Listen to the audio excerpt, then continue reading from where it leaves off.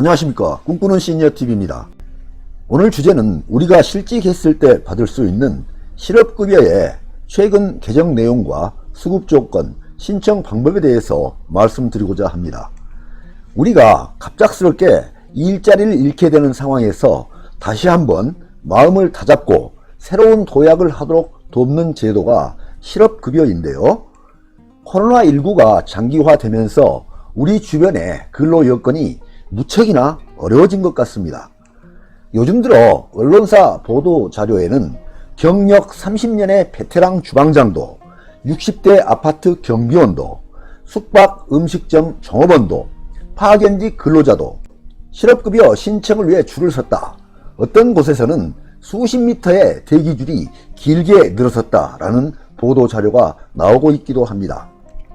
실업급여에 대해서는 나이가 젊으신 분들은 어느 정도 기본적인 내용을 이해하고 있는 분들이 많은 반면에 나이가 좀 들어가신 고령자 분들 중에는 내용을 잘 몰라서 무척 답답해 하시기도 하고 받을 수 있는 실업급여를 놓치는 경우도 있어서 안타까운 경우를 주변에서 가끔 한 번씩 보게 됩니다. 오늘 영상은 젊으신 분들에게도 무척이나 필요한 내용이지만 특히 50대, 60대 이상 되신 분들에게는 더욱더 도움이 되는 내용이 될 것으로 생각됩니다. 오늘 영상 놓치지 마시고 끝까지 시청하셔서 받을 수 있는 실업급여는 꼭 받을 수 있기를 바랍니다.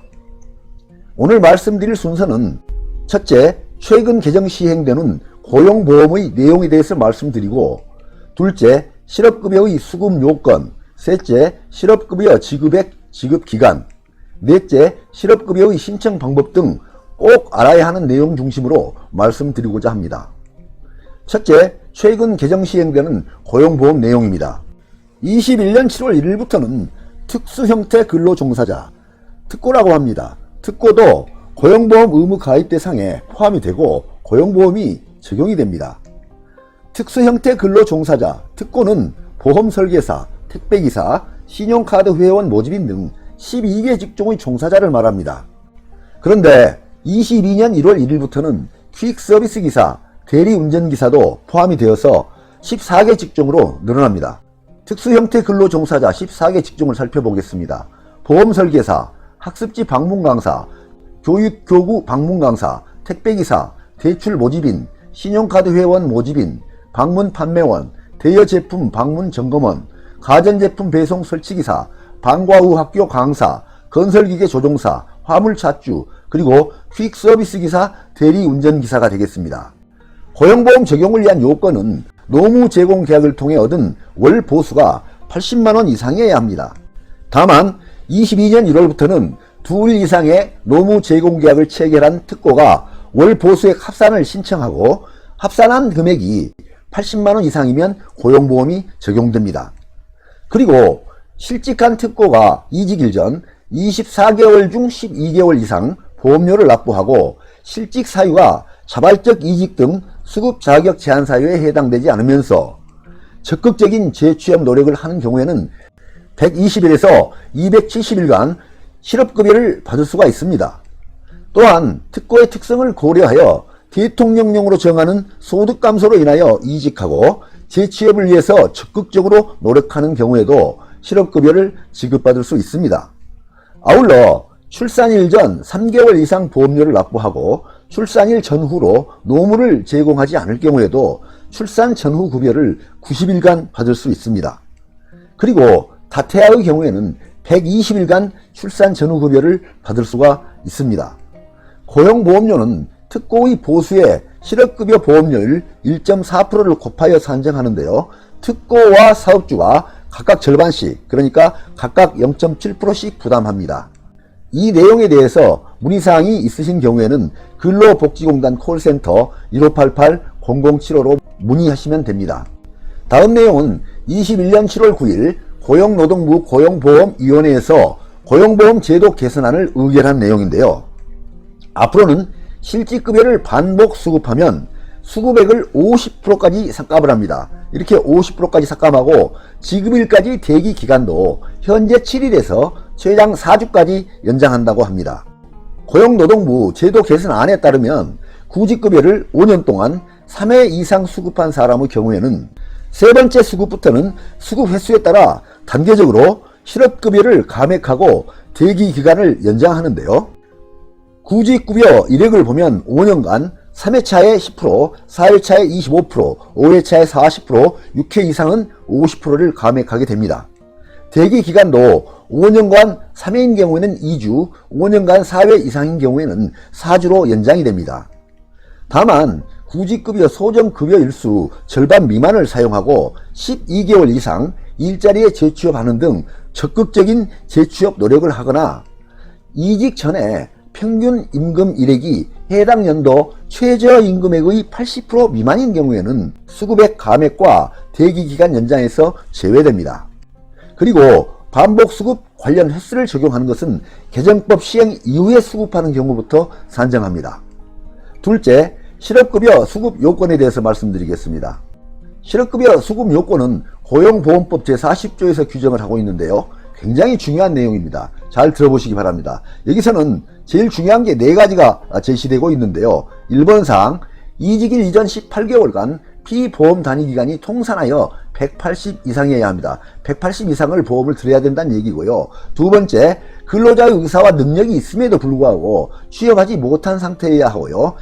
세 번째는 재취업을 위한 노력을 적극적으로 해야 합니다. 그리고 네 번째는 이직 사유가 비자발적인 사유일 것을 요구하고 있는데요. 이 내용이 굉장히 중요한 내용입니다. 자발적 퇴사는 실업급여 대상이 안 된다는 얘기입니다. 그리고 이직 사유가 법 제58조에 따른 수급 자격의 제한 사유에 해당하지 아니할 것 했는데요. 여기는 본인의 잘못으로 퇴직을 했을 때는 실업급여 대상이 안 된다는 뜻입니다. 그리고 구직급여는 실업의 의미를 충족하는 비자발적 이직자에게 수급 자격을 인정하는 것이지만 자발적 이직자, 여기 자발적 이직자에 대한 예외사항이 있습니다. 자발적 이직자의 경우에도 이직하기 전에 이직 회피 노력을 다하였으나 사업주축의 사정으로, 이거는 사업주축의 사정으로 발생이 돼야 됩니다. 더 이상 근로하는 것이 곤란하여 이직한 경우 이직의 불가피성을 인정하여 수급 자격을 부여하겠다 하는 내용인데요. 이 내용은 13개의 사례가 있습니다. 이 13개의 사례가 또 내용이 많으니까 다음 동영상에서 알려드리도록 하겠습니다. 다음 동영상을 시청하시기 바랍니다. 이러한 실직급여 수급 요건에 대해서 자세한 내용을 알려드리겠습니다.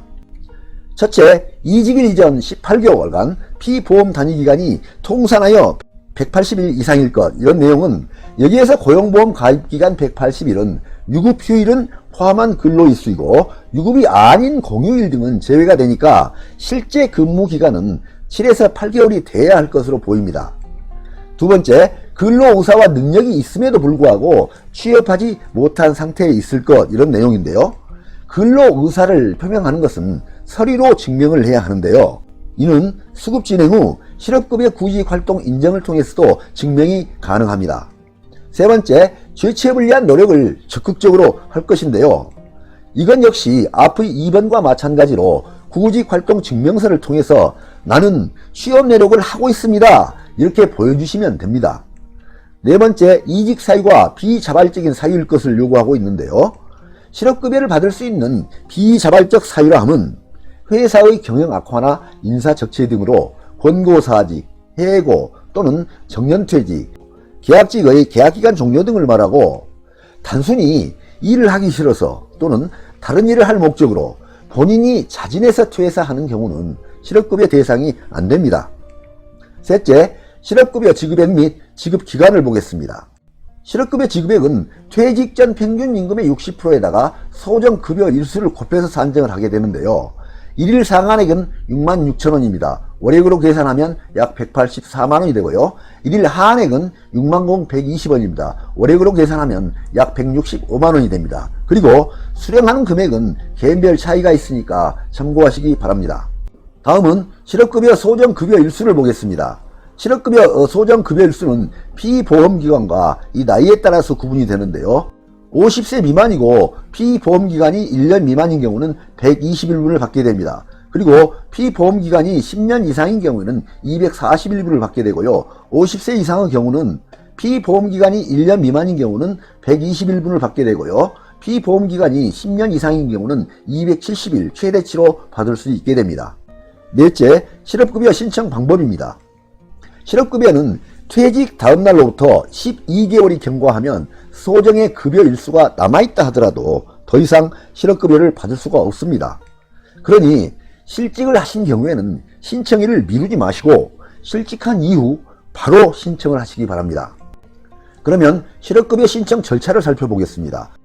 여기는 1번에서 8번까지 순서대로 진행이 되는데요. 첫 번째, 실업상태 신고를 하시고 워크넷 구직 등록을 하시고 수급 자격 신청자 교육 수강을 하시고 온라인 수강 후 14일 이내에 거주지 관할 고용센터에 방문을 하셔서 수급 자격 인정 신청을 하시고 재취업 활동 계획서를 제출하십니다. 그리고 취업 지원 설명회 종료 후 개별 상담을 진행하고 개별 상담 이후에 14일 이내에 수급 자격 여부를 통지하게 됩니다. 여기서 수급 자격이 인정되면 구직급여 신청을 진행하게 됩니다. 오늘은 실업급여에 관한 내용을 말씀드렸는데요. 실직하신 분들은 잘 챙겨서 실업급여 놓치지 마시기 바랍니다. 네, 오늘은 최근 개정된 실업급여 개정안에 대해서 살펴보았습니다. 많은 도움이 되시길 바랍니다. 항상 건강과 행복이 함께 하시기를 기원드립니다. 끝까지 경청해 주셔서 감사합니다.